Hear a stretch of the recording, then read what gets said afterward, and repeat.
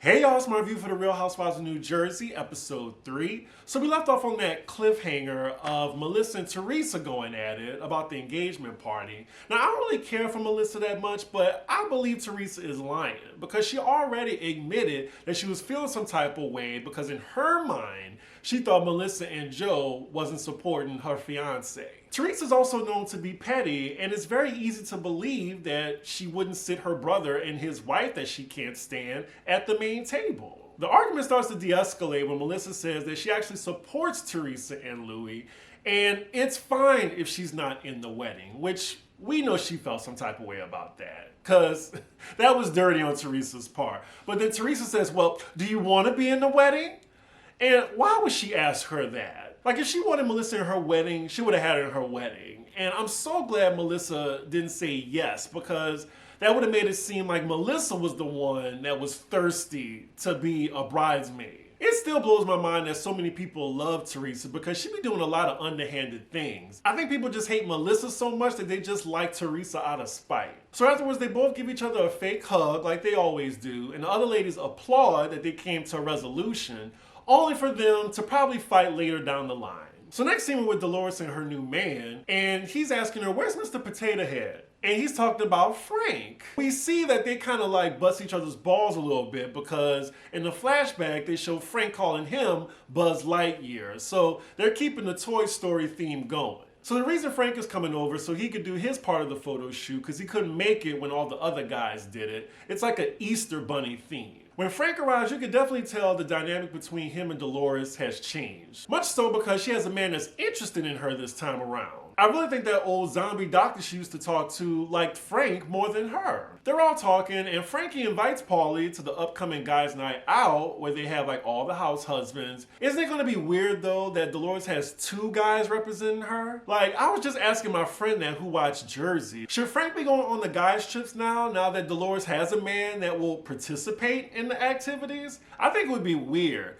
My friend told me that Frank is a fan favorite, so he should still go. Y'all let me know what y'all think in the comments. Anyway, Paulie seems hesitant to give Frank a straight up yes. And I can see why, because of boundaries, because why would you make it a priority to be friends with your girlfriend's ex? Y'all are still dating, you're still trying to get to know her. He's making Dolores his priority, as he should. Paulie tells Frank that he could have definitely contacted him directly and not have to contact Dolores to get in touch with him. I think Frank said something, but then Paulie said, well, why get a woman to do a man's job? And I was like, oh, okay.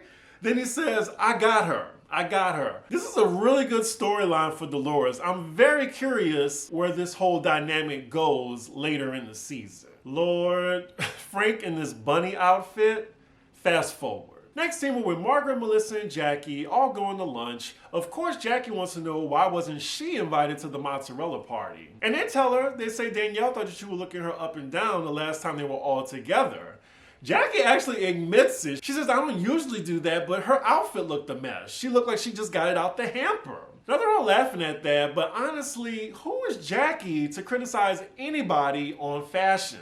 I would even say no one on this franchise should be critiquing anyone's fashion. Jackie says if Danielle had a problem with her, she could have came to her and addressed it. Jackie, who are you? She doesn't owe you that.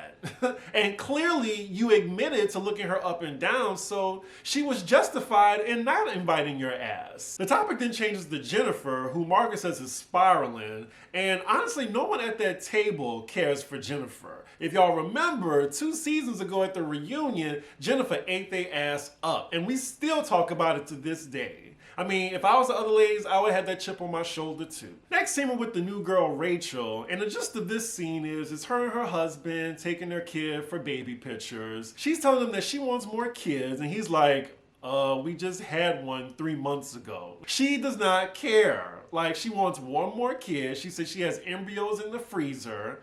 She then talks about like her journey with having a kid and it wasn't so easy. And the thought of it while they're having this conversation makes her emotional. They currently have 3 kids together, including her stepson, but she thinks that 4 is the magic number for them. Bless her heart for wanting 4 kids. I want 0, so I can only imagine. So next scene we're with Teresa, her daughter Gia, and Louie the Lobster. And she's telling them about the argument that she had with Melissa about the engagement party.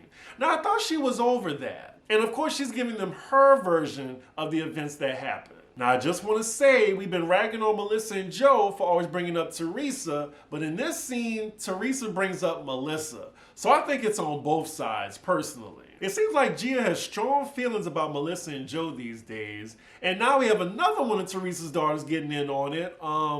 It's Gabriella. I don't know why Teresa's bringing her daughters into this. Like, I think it's just really tacky. Like, leave the kids out of it. It's just wild to me because how I was raised, I wouldn't dare, like, address my elders like that. And my mom wouldn't bring me in her beef with one of her sisters. Like, whatever argument my mom had that didn't concern me with my aunt was none of my business. So now they're talking about what Melissa and Joe said on their podcast about them taking care of Teresa's daughters while she was in prison. Now, Gia gets her own confessional again to talk shit about her aunt and uncle, saying that they weren't there unless the cameras were there. It just sucks now that Teresa's daughters are a part of her beef now. But yeah, according to the daughters, they're saying Melissa and Joe lying. So they're all coddling Teresa right now. Oh, how can they do this to you? I can't believe it. This needs to stop. I wanted to roll my eyes. Like, Teresa is just as guilty as Melissa and Joe. Y'all, I'm so tired of this storyline. They have driven it into the earth's core. Like, one of them has to leave. Like, this is Teresa's show, so I can't see her leaving anytime soon. And with Melissa, like, I'm trying to see the only way she would come back is if they introduce Jacqueline. Because that'll definitely, like, be some beef between them.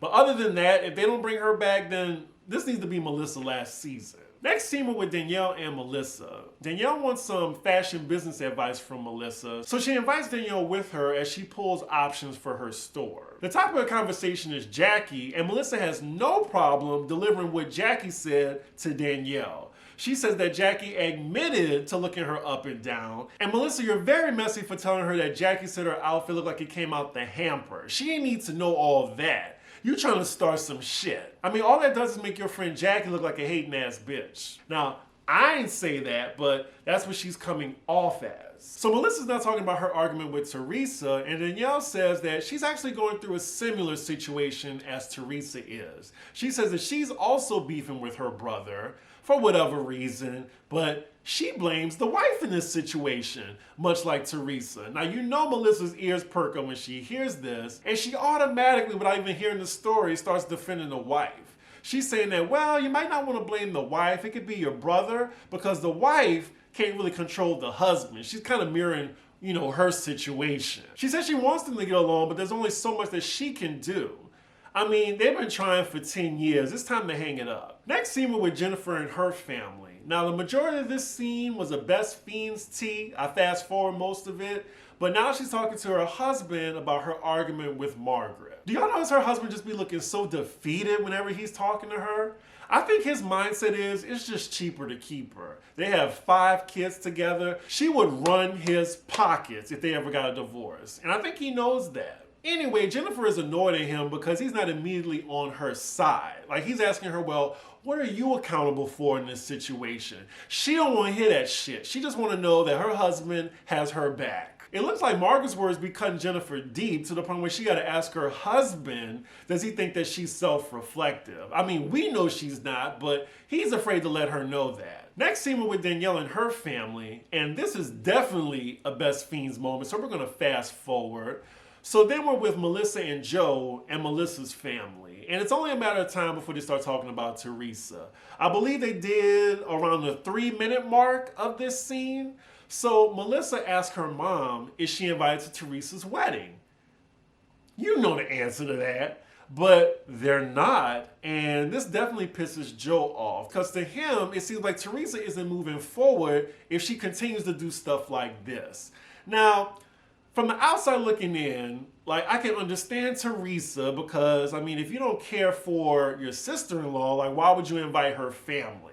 But, you know, it's still her brother, it's still family.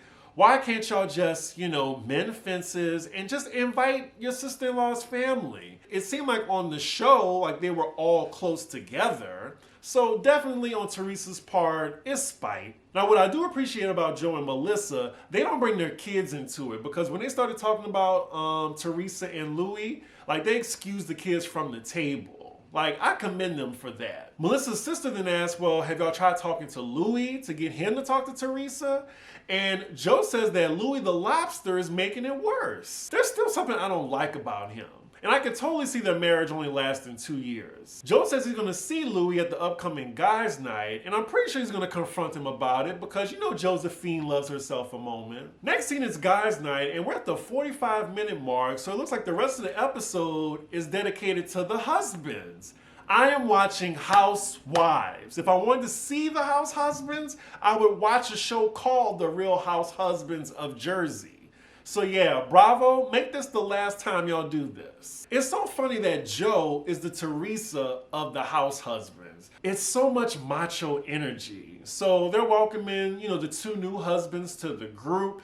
It looks like they're gonna try to haze them, but it's shots with this group. I will say though, Rachel's husband, he understood the assignment. He's making his presence known. So it looks like Paulie isn't coming. He didn't even let Frank know, but it's not surprising. And now they're just waiting on Louie the Lobster. At this point, I'm just waiting for Louie to arrive so he can get into it and we can end the episode. So Louie still isn't there yet, and one of the guys asked about him. Turns out that Bill is the closest out of all the husbands to Louie because their wives get along, they go on trips together. He's telling Joe, why don't you be a little bit more nicer to him? Joe says that he was nice to Louie and welcomed him with open arms, but then he says he's pissed because he found out that Melissa's family isn't invited to the wedding. So of course, as they're talking about Louie, he pulls up to the restaurant. As he's walking to the table, I can't be the only one. Just something looks off about him. So now that Louie's at the table, the topic of conversation is his bachelor party coming up. Because with this group, of course they're talking about that. Joe asks Louie, who's all invited to this bachelor party?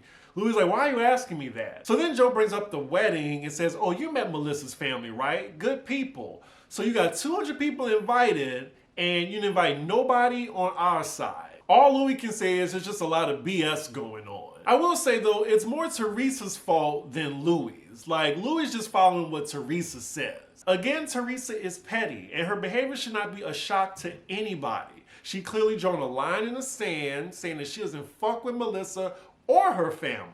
It looks like Joe is getting riled up as this argument progresses. And now Louie brings up how Melissa and Joe was talking about Teresa on their podcast and saying that he talks to his nieces and they don't feel the same way. Joe has had it with Louie. He's now dismissing him as well as insulting him. I'll give it to Louie. He's staying real calm right now because Joe is picking a fight with him.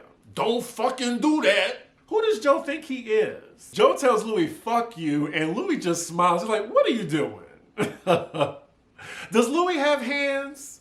Because, maybe Joe is just all bark and no bite. It might be a good fight. I mean, allegedly they're going to at the end of the season. So we'll see. Here go Joe with the hypermasculinity. You're a pussy. You ain't a man. You ain't a real man. Josephine is on 10 right now, banging the table. I'm gonna break your balls. I'm kind of with Louie. Like, stop the theatrics, drop the macho shit, and just have an adult conversation. Louie then finally gets a chance to talk, and he basically throws it all on Teresa. This is what Teresa wants. He tried to reason with her, but she put her foot down. Apparently, Joe thinks that Louie should check her, his sister. But Louie said he tried, but he couldn't do anything about it. So now the argument's kind of de-escalating because Joe is like, I'm hurt, bro. I'm hurt. Louie's like, well, your sister's hurting too, though. You're both hurt. You guys just need to talk. They've been on the same show for at least 10 years. They've talked. They've done more than that. They should just be done. They should be done with it. So now Joe says he's gonna try to talk to his sister, and look, we all know that he wound up not going to the wedding anyway, so it doesn't matter. That is where the episode ends with the husbands. They better not do this anymore this season. I'm telling you, or I'm gonna fast forward it. But yeah, y'all let me know what y'all think about this episode. Do y'all like it when the husbands get that much screen time? I'm curious to know. But with that, make sure y'all like, comment, and subscribe, and I will see y'all for the next episode. Bye.